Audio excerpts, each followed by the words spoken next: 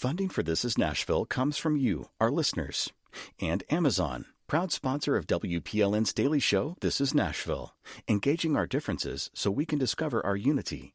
More on Amazon's community work at aboutamazon.com. I'm Khalil Ekolona, and this is Nashville. Nashvillians, Middle Tennesseans, Americans, we're 53 days away from Election Day.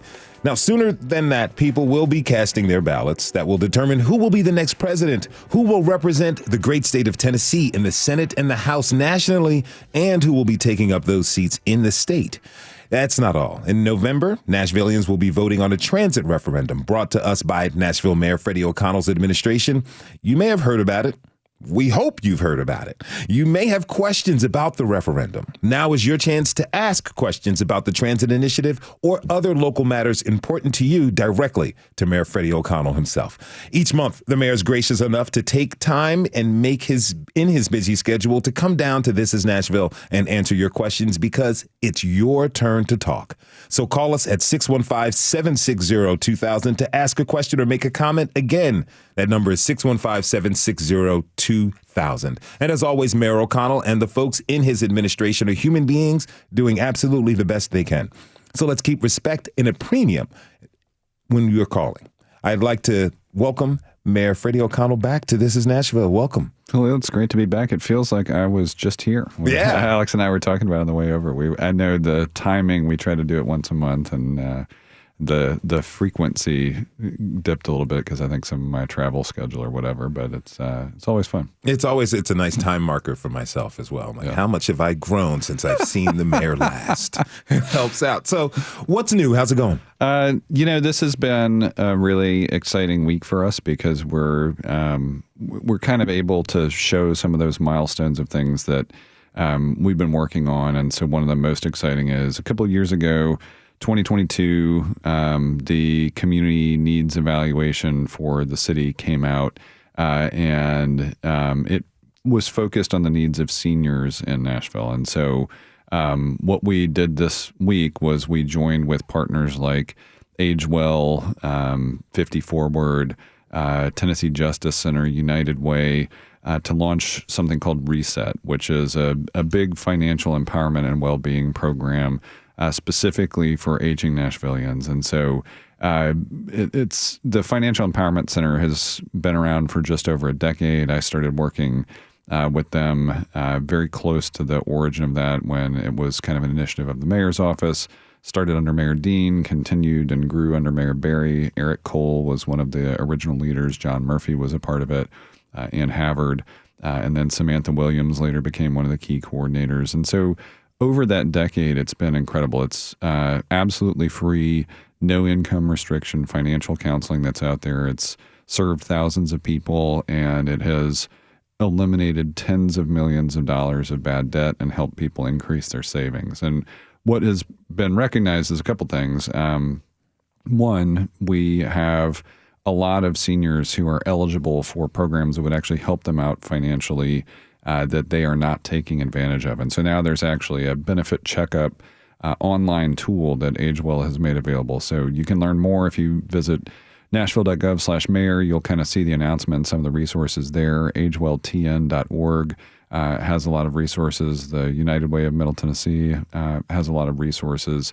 And you can also just check out fec.nashville.gov. But this focus is really on all of those things that our senior population can do, and it's going to fit in with other things we're doing. We think the overall transportation improvement program is also going to be a huge assist to that community because one of the things we learned is in addition to broad financial security concerns, there is a serious limitation on mobility.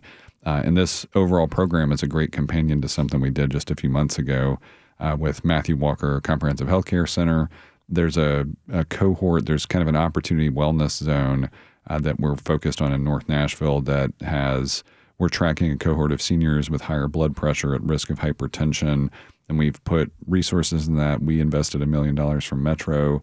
It's tracking them over a multiple year period. There's nutrition assistance. Senior Ride is involved to help with mobility. And so all these things are starting to work together. And we heard Erica Mitchell, the incoming CEO at United Way, talk yesterday about how important it is when, instead of being out separately and siloed, all these organizations that came together around this are doing that. They're not being territorial. In fact, they're being collaborative, and it's increasing the impact. And so we're proud to be a part of it in the mayor's office. That sounds really, really great. Okay, we're getting phone calls already. All right. We're going to go to there. Tim in West Nashville. Tim, thank you for calling. What is your comment or question for Mayor O'Connell? Well, Mayor, I'd like to know your opinion on this recent rule change in council, since you were on council at one time, and the stakeholders that it kind of cut out of the deal, like absentee property owners, homeless people who don't have addresses. It's kind of an undemocratic thing to do, is what I'm saying. And I wanted to know what your opinion on this rule change is. Tim, real quick, before you answer, Mayor O'Connell, can you clarify what rule change you're speaking of specifically? That's the one where you have to be a Tennessee. Originally, it was a county resident, and then it changed to a Tennessee resident to actually sign up and speak at the council. Thank you for that. Yeah, this is a good question. I will say I haven't been following it quite as closely, since it won't impact me. And it's a council member that has started this process. It only affects the public hearing process at Metro Council. But my understanding of this is that Councilmember Suara, one of our at-large council members, took a serious look at this after some of the recent disturbances at the Metro Council, as a group of people from outside the area sort of tried to come in and flood the zone. And I will say, I do think from Councilmember Suara's perspective, and I would say this would have, and we raised this question a couple times when I was on Metro Council, not necessarily for safety reasons so much as fairness reasons, is I don't think if you're from Canada or another country, I don't think that if you're from, California or Maine, that you fundamentally have the same right to address our Metro Council about something that they're deliberating on. Now, to his point, I think if you are a property owner, if you are, have some interest in it, if you are, for instance, if we're talking about the East Bank and the Fallon Company has a representative, there are circumstances that are there. My sense is the council isn't done deliberating it, but I do think that it does make fundamental sense that the Metro Council should be hearing largely from Nashvillians. Like if you followed the politics in Sumner County, where they seem to think, Nashville has a politics that I don't see anywhere close to resembling reality, and you just had an angry Sumner County constitutional person come and address the Metro Council, I'm not sure that's productive as a Metro Council member. And so I think it's worth their having the conversation. I don't know where it's going to wind up. And again, it's going to be something that'll be up to the Metro Council. All right. Thank you so much for your call and comment, Tim. Really appreciate it. I do want to ask you this. The last time you were here, we discussed anti-hate group proposals. Right. After the city was visited by some hate groups over the course of the summer in June and July. How are things progressing with the anti-hate group legislation? Well, similarly, and I think, Councilmember Suara has her eye on the same kind of thing. I think the evening that prompted a lot of the thinking around these things, really focusing on safety. It's what can you do to reduce the likelihood of speech becoming violent actions, particularly around public facilities and people trying to access public comment safely. Things like elections. We want, in this upcoming election where we've already seen after the debate, for instance, there's a lot of political intensity in the discourse right now around this being a national election year. And so we want people going to vote in Nashville, regardless of who they are voting for, what elections they're participating in, to be safe going to the ballot box. We want people to be safe when they're coming to public hearing. We want Metro employees and Metro Council members to be safe when they're working in buildings where public interaction is going to occur on a regular basis. And so Metro Council will consider those bills on second reading. I'll be interested to see if any of the council members propose amendments or, request additional information or looking at some of the things that may not, that's one of the processes that's great about, and I say this from having served in that role, that you do get the opportunity to think through things that maybe weren't anticipated, or that you get new information as the debate is coming up. So I'm looking forward to that conversation in Metro Council, and we'll be following that closely. Has your office been in contact with election officials in Davidson County about looking forward to any type of safety measures to impose kind of regulations to ensure that the elections run smoothly, and most importantly for the election officials and the volunteers, that they're safe? There has been a lot of interaction. In fact, there are some national organizations active across the country trying to help county election officials in multiple states ensure that it is a safe and stable landscape for people to participate in voting. I think, introducing things like early voting years ago has helped a lot. I think having trained poll officials that are a part of the election commission process helps a lot.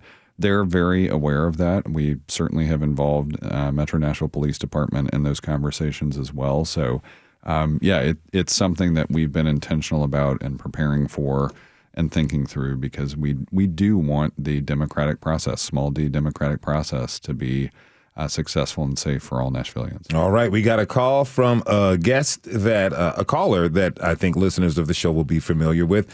Big fella, Mr. Willie Sims, has a call for us. Sir, my man, what is your question or comment from Mayor O'Connell?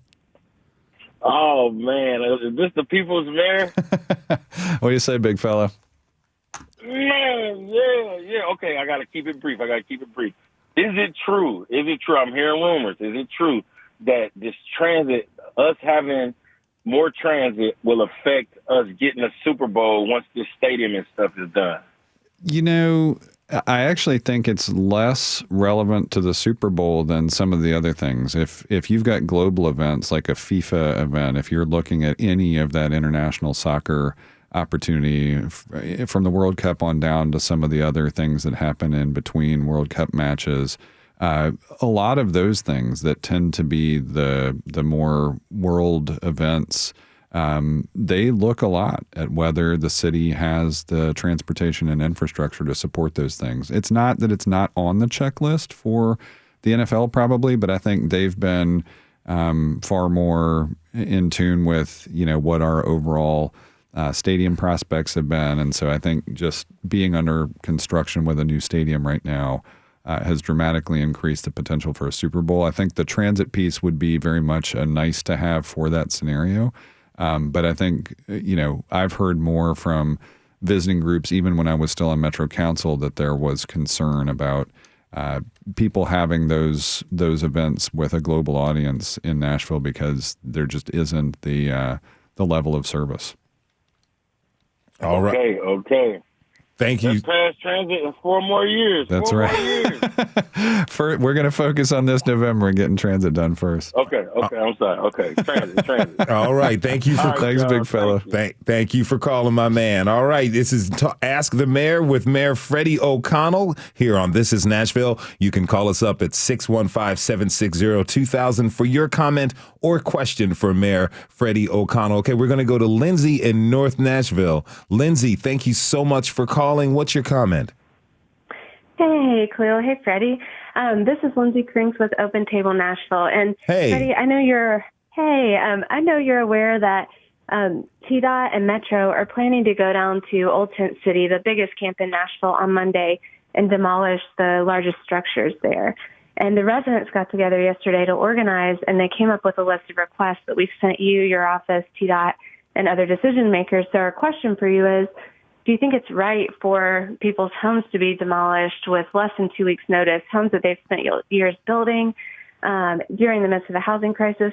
And are you willing to do everything you can to make sure those homes are not demolished on Monday and they get the 90-day extension that they're wanting? Hey, Lindsay, I haven't had a chance to look at the request yet, but I'm very familiar with the location. I'm very familiar with its evolution from the flood and beyond. And, we do fundamentally want to take care of people. We're having conversations with the prioritization committee at the Homelessness Planning Council with Office of Homeless Services. I'll say there was a working group that started with codes and Metro Nashville Police Department and Parks. NES got involved and TDOT got involved. And it is complicated because we've had scenarios with stolen vehicles down there and a lot of requests for service. And we want to make sure we're both taking care of residents, but also making sure that the area itself is safe, not just for residents, but for everybody around there. And so we'll take a look at those requests. And, I need to learn more about all of the circumstances and happy to follow up with you directly about it. If you could follow up, there's a pretty short timeline on this with some homes being demolished. So we really appreciate that. But when can we expect to hear a follow-up from you? I think you'll probably hear something by the end of the day today. That would be excellent. Thank you guys so much. Yep. Thanks, Lindsay. Well, Lindsay, okay, bye. Lindsay, thank you so much for calling us up. Okay, we've got some more calls that we're getting some information on, but I do want to ask, so that encampment is going to be cleared out. So this is one of the things that's been, it's why all of these things are complicated. There has been a large encampment there. We have had outreach going on. Open Table's been involved, as you know, from what Lindsay was just talking about, in outreach there for a long time. Office of Homeless Services has been involved in outreach there. We did get reports of things like, electricity being wired into some of these places in ways that were unauthorized and potentially unsafe. We did have reports of some criminal activity out there and some public health concerns. And so we want to be attentive to all of those things as well. It's a very difficult circumstance, and so we want to take everything into account as we resolve it. But it's ultimately, responding to the housing needs, responding to health and safety concerns, and making sure we get it all right. I understand. My producer's just sending me this picture, understanding that it's not the entire encampment, but it's 6 of the largest structures that have a complete fence. I mean, it looks like people put a lot of hard work into creating a home for themselves. So codes definitely has concerns when there are structures that are not built to code, especially if there is electrical going in there and fire safety, life safety, all of those things. But what ended up happening was TDOT put up signage that I think had inaccurate information. Metro had not been involved in trying to close this encampment. It's been under discussion, under review by the Homelessness Planning Council and specifically the Prioritization Committee. But the Metro action was really just looking at those scenarios that my understanding is Metro codes thought may be the most unsafe. Okay. All right. Thank you so much. We're going to go to Kathy in Nashville. Kathy, you are on with Mayor Freddie O'Connell. What is your question or comment? Hi there. I actually have 2, and I truly will try to be brief. I live in the 12 South area, and I've watched our area be so overdeveloped. It seems like it's lost the soul of Nashville. And not just 12 South. I see it in the Gulch. I see it all over the place. Individual businesses no longer are able to be represented because they can't afford to be there. And so, anyway, so that's one big issue. The other, and this is probably potentially idiotic, but we are seniors and our phones aren't that smart, so we can't use the parking meters that the city has installed throughout the city to in other words, because they won't accept coins anymore, we can't use those parking meters like in Hillsborough Village and downtown, etc. All right. So let me take these in order. I'll say, as somebody who used to work in the warehouses of the Gulch, I'm not sure that that's the soul I would want to be, marching forward into the future. I spent a lot of time there. I think the Station Inn was really the only thing that had a soul there, and it's still there today. Right. It seems to be safe. 12 South, we had a call similar to this last time I was on, I think, where so many of those decisions wind up being discussions with local council members. So I would say continue to have that conversation with your council members. I know right now I'm pretty sure that area is represented jointly by Councilmember Tom Cash and Councilmember Terry Vo. Yeah. And just make sure that you continue to stay in touch with them about the preferences you have for development. I know we used to have a great community conversation in District 19 when I was representing that part of the city. So continue to raise those concerns. The one about parking meters is interesting. I will say I got very involved in the first effort to do, parking privatization. Didn't really support it either time it was proposed. And this was one of the concerns I raised, is that there are cities that have had equipment that kind of provide maximum flexibility for payment. So I do want to raise those concerns for both the Traffic and Parking Commission and our Nashville Department of Transportation. So thanks for flagging that. Sure. And will you really? Yeah, and we always have Alex here with me because we try to take these things as follow-up items. Great. Thank you so much for your time, both of you. It's a pleasure to be able to talk with you. Have a great day. Yeah, great. Thanks, you too. Thank you, Kathy. Have a beautiful day as well. All right, with that, we're going to go to a quick break. When we come back, we will continue taking your calls so you can ask your question or have a comment for Nashville Mayor Freddie O'Connell. To do that, call us up 615-760-2000. We'll be right back. This is Nashville. We want Freddie for a leader. Oh, stay to raise your champagne glass. We want Freddie for a leader. Freddie is a man of class.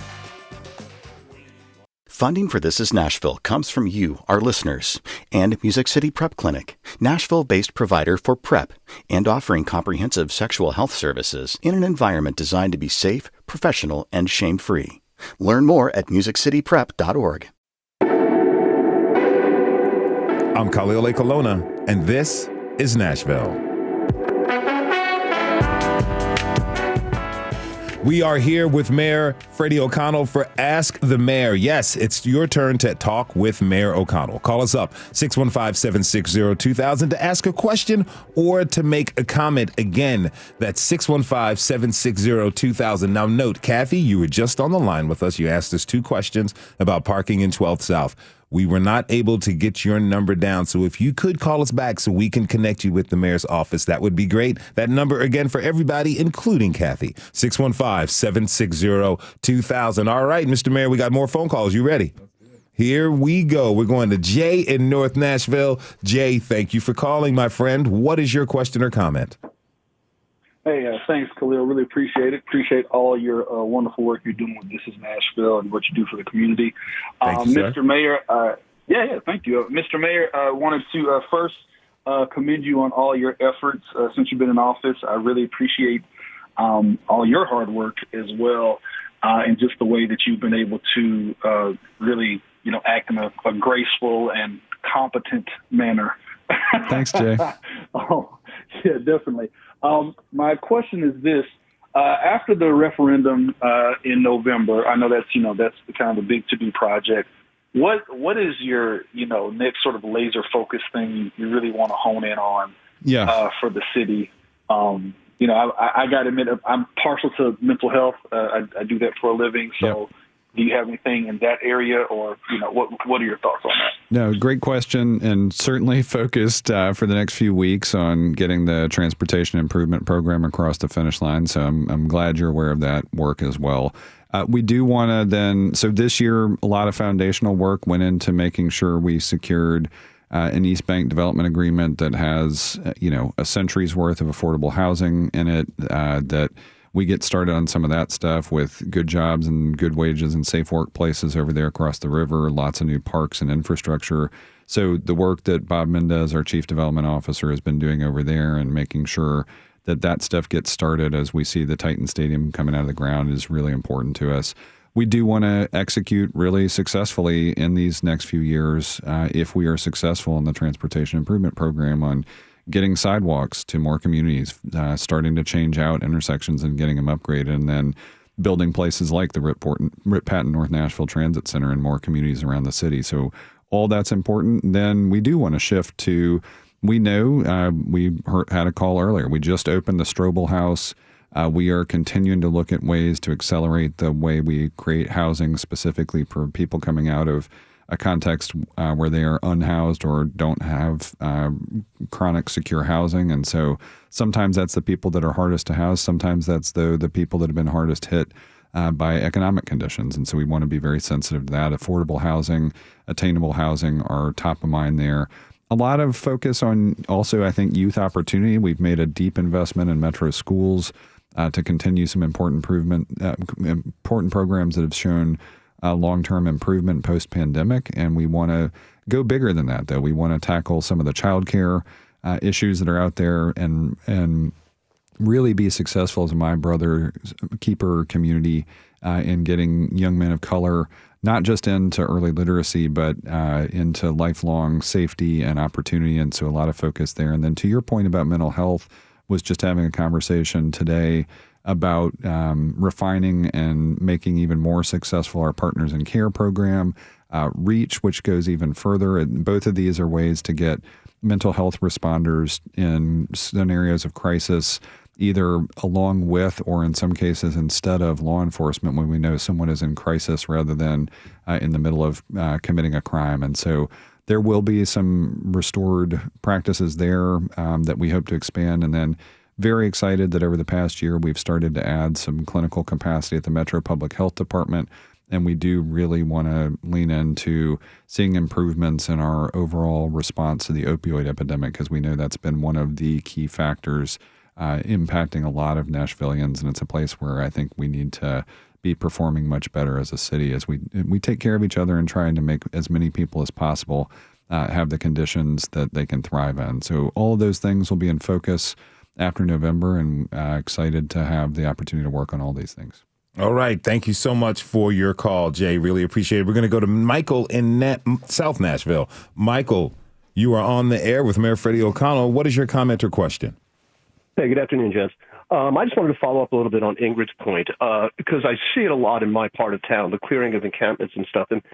And when you say you want to protect the safety of the individuals living there and they're in violation of Metro codes, that's just an administrative way to criminalize homelessness. If they don't have an alternative, if you just say you're in violation of codes, you can't have this, well, now they have nothing. These are not unscrupulous contractors trying to circumvent codes. These are our neighbors trying desperately to survive. And if they don't have an alternative, man, you gents, if you were in the position, you would do everything that was necessary and possible to find some kind of ease and comfort. And I would also encourage everybody to pick up the current copy of the Contributor Street newspaper. The executive director has a piece in there talking about pretty much the way that we view efforts to end homelessness and how we've gotten so caught up in the administrative side of it, we've lost sight of the fact that these are people and they need opportunities and alternatives. Well, and that's exactly why I fought for 3 different administrations to keep the Strobel House project alive, and that's exactly why we are working day in, day out to try to accelerate delivery of things like permanent supportive housing. The city, long before I took this office, I mean, we do have to keep in mind the way that people are safe, and in encampment life, it is challenging. I've been out doing my own with open table. I've gone cold weather canvassing. Multiple times I've been out in the point in time count.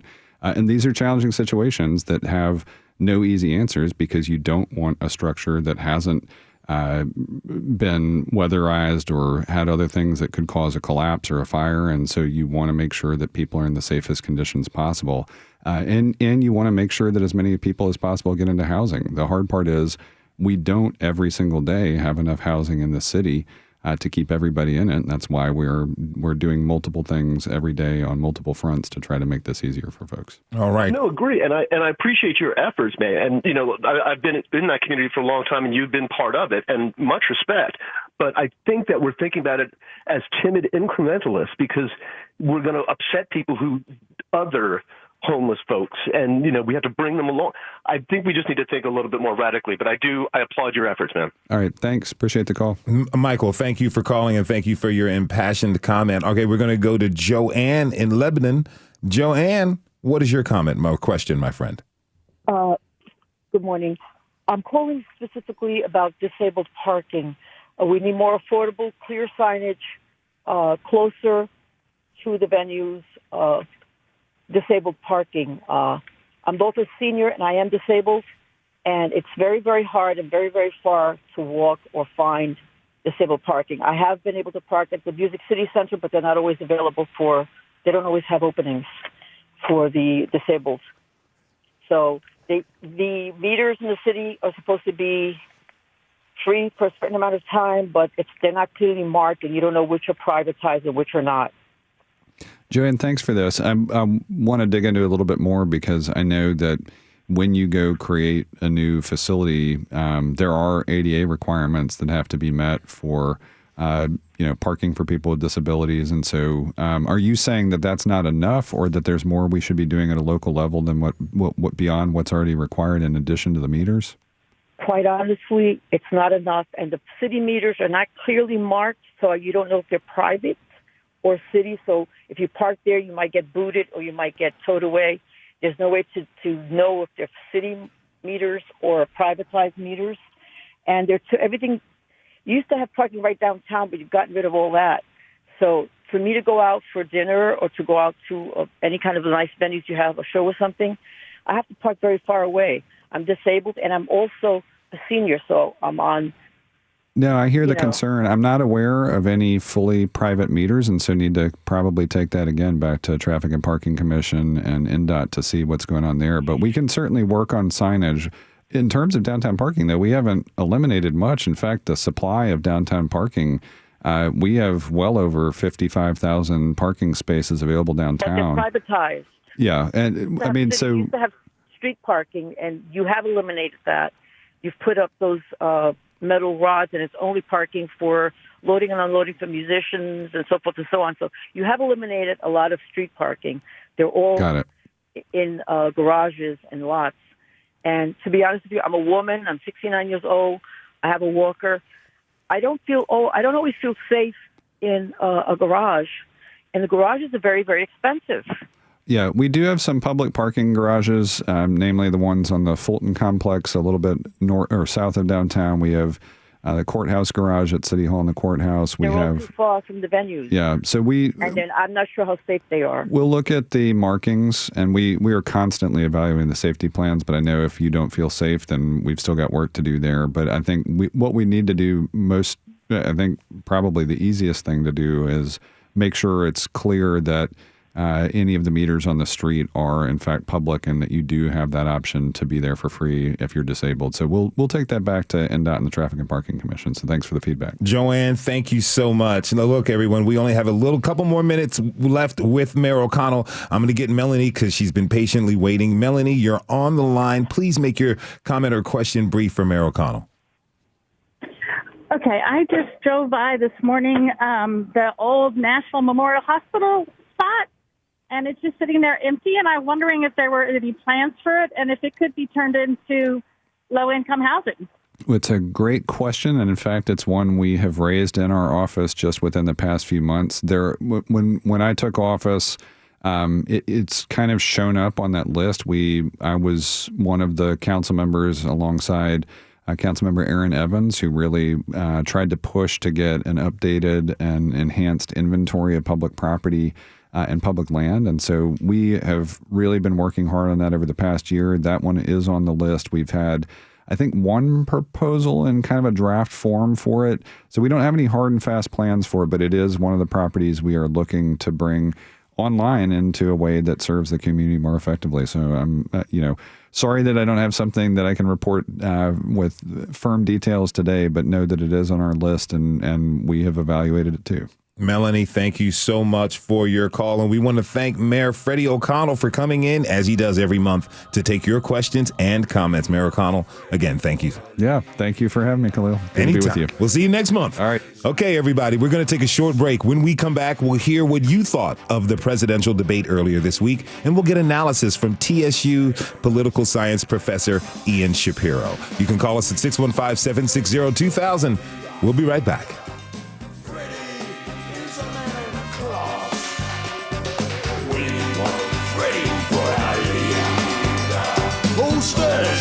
Raise your champagne glass.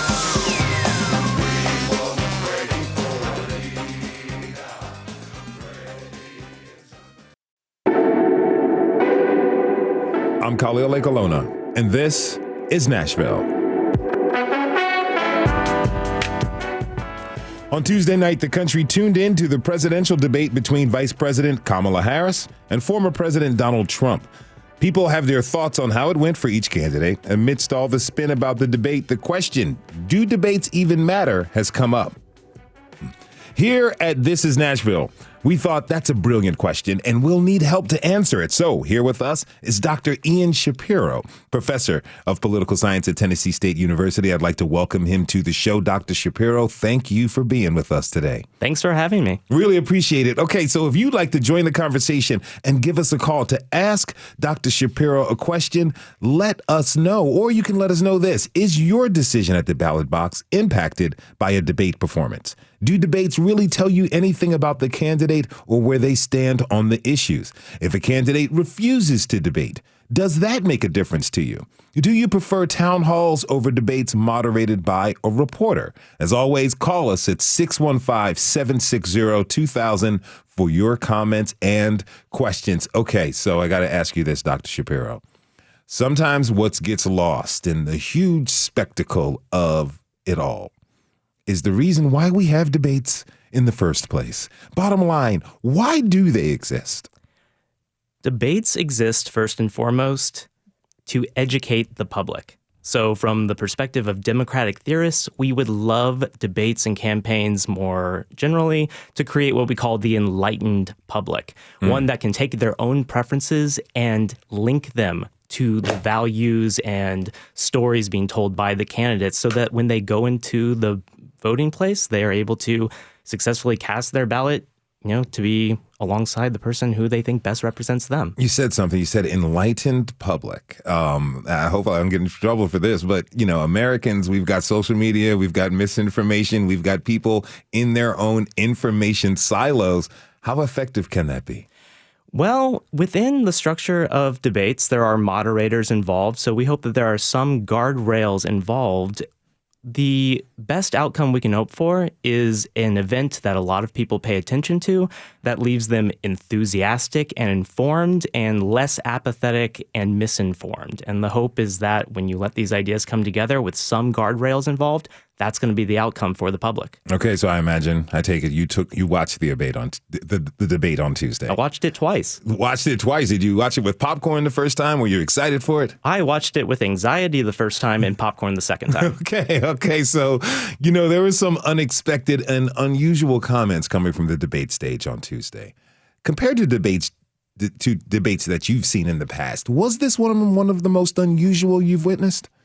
This debate was characterized ahead of time by the media who told people what to look out for. There's a lot of strategy talk, a lot of insider information about what each campaign wants to get away with during the debate time. That hasn't changed. What did change here is that we had one candidate who people have formed very strong opinions on, Donald Trump, and one relatively unknown candidate, Kamala Harris. And so from the perspective of an enlightened public, this was a great opportunity for the Harris-Walz ticket to really perform and tell the public what her qualifications are, what she's done in the past, and what she intends to do as president. From that perspective, this was a great learning opportunity for the American public, and that can't be said for every presidential debate. I watched the debate in its entirety. I heard a little bit about policy, but not too many policy specifics. Are policy-centric debates a thing of the past? So, for the most part, candidates are not trying to lay out their entire platform in a 2-minute format, especially one that then gives the opposition the opportunity to go against them with their 1 to 2 minute rebuttals. They don't see it as a platform for giving detailed policy perspectives. What they do see is an opportunity to assuage doubts that might linger in the public's mind that they are ready for the job. So oftentimes you see them mentioning names and places when it comes to foreign policy to give the public the idea that, yeah, it looks like they could probably do that job. Okay. When people go into the debates looking for policy specifics, they often are the part of the audience that comes away most disappointed because it's just not the objective of the campaigns. So the idea of acting presidential is one of the primary goals of the candidates. Absolutely, especially when they're not as well known and when they haven't held that office before. All right, this is Your Turn to Talk, and we're talking about the debates with political science professor Dr. Ian Shapiro from Tennessee State University. If you want to call for a comment about the debates, I know you watched them. I see your social media, everybody. 615-760-2000 is the number to call. Again, that's 615-760-2000. Now, Dr. Shapiro, do they have an impact on voters' decisions when it comes to voting? So if you are looking just at vote choice, persuasion, the evidence is not strong that somebody comes into a debate not knowing who they're going to vote for, and then an hour and a half later, they know exactly who they're going to vote for. And there are a few reasons why it doesn't seem to have a large effect. The first is that the people who choose to watch a debate are the political junkies. They're people who are already paying attention to every single thing that's happened in the campaign.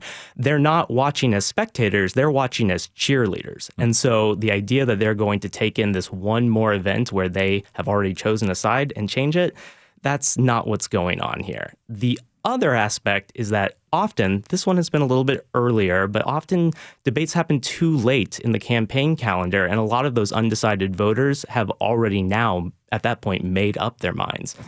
So a better time to have debates in a presidential election would be maybe July, you think? So that was some speculation during the Trump-Biden debate that happened earlier in the summer, was that this might be different because it's happening before the campaigns are in full swing and there isn't such a messy, chaotic, crowded information environment to crowd out the effects of this large event. Okay, I want to talk about moderators. Why don't moderators do more live checking, more fact checking? We saw some happen during this debate on Tuesday, but for the past couple, I can't remember too much fact checking happening. There are a few considerations that I think are going through the minds of the moderators. The first is very human. It takes a lot of effort to look at the persistent misinformation that either candidate they think is going to bring with them. So there's a lot of prep that goes into it. The second is the fear of looking like they are biased. The media want the attention and they want, the conflict that comes from debates, but they also want to maintain their access to both campaigns over time. And we've seen a lot of critique of the moderators going on because of perceptions that fact checks were applied, unevenly. We have some ways to fix this. Some people are suggesting that instead of fact checking in real time, you have your prompts for questions pre-bunk potential misinformation. So you're kind of taking that off the table as an acceptable answer. Okay, so question for you. Has there ever been an election where we could point to a debate and say, hey, what happened here is a direct result of this debate? Sure. So the data are still out, and there are a lot of very smart people writing about the summer Trump-Biden debate, so I'm going to sway away from that a bit. One of my favorite stories is from the 2012 Republican primary debate, where Rick Perry had just entered the race, and he had his infamous oops moment where he forgot one of I think it was the Department of Energy. Yeah. He forgot which department of the government he wanted to close down. And after a lot of hype about his entrance, his campaign seemed to lose a lot of money and a lot of enthusiasm right after that. And so I would point to that as something you can say debates mattered. Now, is a debate the right mechanism to help voters make informed decisions? So probably not. It's one of a suite of tools that campaigns use to try to convince voters, but they're really interested in, the enthusiasm that they can generate from something like this one-time event, certainly the fundraising that they get, and then they use those indirect effects of campaigns to do things like put up field offices, to get people registered to vote, to mobilize them in ways where that tally will actually matter on Election Day. I'm thinking about the forms of debate. We've had what we saw on Tuesday, a moderator or two, and the candidates kind of closed room, very quiet. Then there's town halls, debates where, the general public maybe potentially gets to ask questions or their response is felt a lot more. We see that happening during the primary process, not so much during the presidential debates. Does one work better than the other? From the perspective of the campaigns, they want to control as much of the context where they're speaking to the public as possible.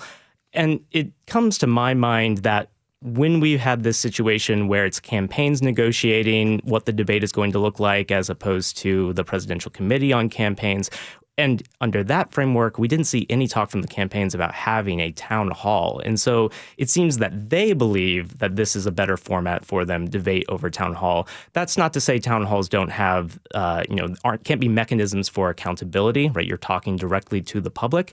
And you may come off as more sincere and trustworthy if you're answering questions to people who you want to represent down the line. So it can have some effects on people's beliefs about government, and certainly some trait assessments can become positive towards those candidates. Okay, now in your field of expertise, you study people and behaviors in terms of political science. A common complaint about debates is there's not a lot of time for candidates to speak. They're short on specifics because they only have 2 minutes or a minute in rebuttal. Is that enough time for a thorough answer to get a candidate's ideas across to the people they're trying to influence to vote for them? So, no, it takes more than 2 minutes to explain in policy detail what you want to do over a 4-year period. And you see critiques of the format indirectly. I'm remembering the question about Kamala Harris's changes between her 2019-2020 positions running for president and today. And she goes off and she talks about the fact that, well, my positions have changed, my values haven't on these issues. And she gets pushback on that. And if you had listened also to her first interview with Tim Walz, in that joint interview, she then had an extended version of that answer where she also discussed the importance of taking many ideas into consideration and trying to pass policy that can get consensus. And that means keeping to your values, but maybe changing what the policy is. And you can't have that kind of a discussion and nuanced answer in 2 minutes where you're also worried about whether you're going to get cut off and what the opponent is going to say. All right. Now, for people who are real political junkies like myself, and I imagine you are as well, we watch the post-debate coverage, and that is where acolytes, representatives of each campaign fill into what is known as the post-debate spin room. And we get to watch whatever network we're watching, their panel of hosts and pundits give their analysis while we're responding and hearing from different representatives to give spin on the debate. Is that effective? Do voters really care? Yes. So the few political scientists listening in the audience will be waving their hands right now. It's often the post-debate coverage that is what matters when it comes to shaping people's perceptions. A lot of people do not watch the debate directly. I think 67 million is the rough number from a few nights ago. But many more people are watching it, indirectly. It's on while they're walking around and preparing dinner, or they check in to see what the highlights were afterwards. To be quite frank, debate watching is becoming more and more a social event. Students are getting together for watch parties. People are following their favorite streamers and content creators and being in chat. They're getting constant feedback. This is where they're learning what was important that was said and how people like them ought to feel about the performance of their preferred candidate. Now, former President Trump actually came to the spin room after this debate, which seems to me as an unusual move. In all the debates I've watched, I can't recall a candidate showing up. Was that move unusual to you, or has that ever happened before in our history? I don't know too much about who enters the spin room. It is often surrogates for the campaigns, people. But it seems like in this case, former President Trump believed himself to be one of the best surrogates for his message. An interesting choice. I know that a lot of people got to yell some fun questions towards him. I don't think it particularly helped him or got him outsized media attention, as evidenced by the fact that I can't recall what his answers to those questions in the spin room were. Okay, let's talk about polling. A CNN flash poll of registered voters right after the debate showed that 63% agreed that Kamala Harris outperformed Donald Trump. Does this type of polling mean anything? So those flash polls give us an idea of whether she performed well, whether she was coherent, and also afterwards what others were talking about. And from my cursory look over of what media places were looking at and what I saw on social media, it was pretty much this idea that Kamala Harris had won the debate. And so I think that was reflected in people's assessments, no matter how much you were paying attention. What are your thoughts on, while the spin and the analysis of the debates was going on, Taylor Swift offered her thoughts on who she's voting for. So now political scientists are shaking their hands, but in the shape of a fist, because those of us who are trying to figure out the causal effect of this debate performance on people's attitudes towards Kamala Harris, we now have to deal with the dangerous confound of 25 minutes later, Taylor Swift endorsing her. And so unless you had your surveys out at a very particular point, it's going to be hard to tease out those effects. And that's just going to keep kind of the honeymoon period in the discussion about how well Kamala Harris did in the public eye for another 24 hours. And from a campaign strategic perspective, I'm sure they love that. So when political scientists are gathering data, they have to be very aware of the Taylor Swift effect. Yep. All right. I want to thank you so much for being here. Dr. Ian Shapiro is a professor of political science at Tennessee State University. Dr. Shapiro, thanks for being here and sharing your expertise. And stay close to that phone. We're going to call you again as we get closer to the election, okay? I love it. Thank you. Thank you. And thanks to you for tuning in this hour. This is Nashville is a production of Nashville Public Radio. Today's episode was directed by Tasha A.F. Lemley. Our technical director and board operator is Liv Lombardi. Elizabeth Burton was on the phones. The masterminds behind our theme music are Larange and Namir Blade. You can listen back at thisisnashville.org or wherever you get good podcasts. The conversation does not end here. Always tweet us on X at This Is Nashville. Find us on Instagram. Tell us what you want from our show by filling out our quick survey online. You can also leave us a message at 615-751-2500. We may use your message on air. This is Nashville. I'm Khalil Ekalona. We'll see you on Monday, everybody. And be good to each other.